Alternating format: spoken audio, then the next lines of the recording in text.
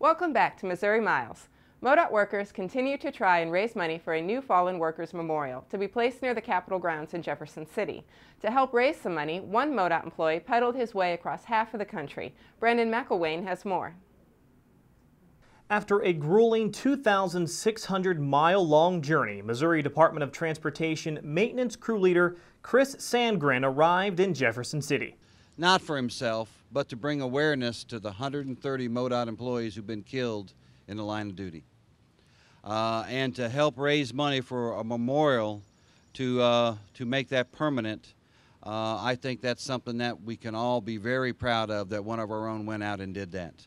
The avid bicyclist from Springfield, Missouri, began his quest to bring attention to the importance of work zone safety and to help raise money for a Missouri Fallen Workers Memorial. The last two individuals that were killed in the state of Missouri working for MoDOT were two guys that I knew. I knew both of them. I'd worked with them, I'd talked with them, I'd had lunch with them, kind of put a whole new spin on the whole monument thing.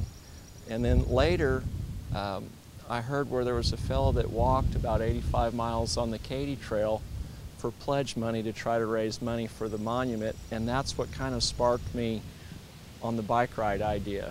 Chris started his journey in Washington State and spent 3 weeks of his own vacation time pedaling through 9 different states. I really love the Northwest. I love Washington. I've actually lived in Washington before, and I only go through a small section of Idaho, that panhandle up at the top, but Idaho is just absolutely awesome up there in the panhandle. I can't speak for the rest of it, but that top part, it's just beautiful.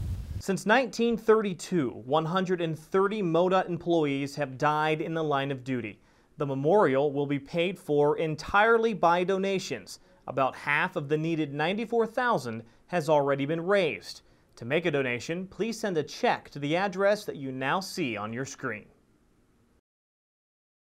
St. Louis attorney Kenneth H. Salthouse was sworn in as the newest member of the Missouri Highways and Transportation Commission. Salthouse took the commission oath from Supreme Court Judge Mary Russell in a ceremony at the Missouri Department of Transportation's central office. He was appointed to the post by Governor Jay Nixon. I am looking forward very much to becoming involved in the work of the Highways and Transportation Commission, and think that there are many, many positive things we can do. Among other things, I have been impressed with the quality of the people and the dedication that I've seen of those who work at MoDOT, and I realize what an important role they play in the work of MoDOT and getting things done, and appreciate those efforts. And of course, I look forward to working with more and more people at MoDOT as time passes. The Missouri Highways and Transportation Commission is a 6-member citizens panel that governs MoDOT.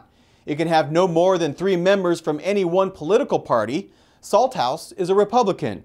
Members are appointed to staggered 6-year terms by the governor and must be confirmed by the Senate. Salthouse will be subject to confirmation by the Senate when it reconvenes in January. Hi, and welcome to Course Lab in Marshall, Missouri. This is the birthplace of many of our bridges.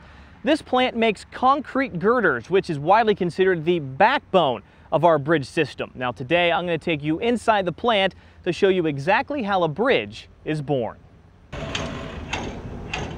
This new bridge beam weighs in at a whopping 10 tons.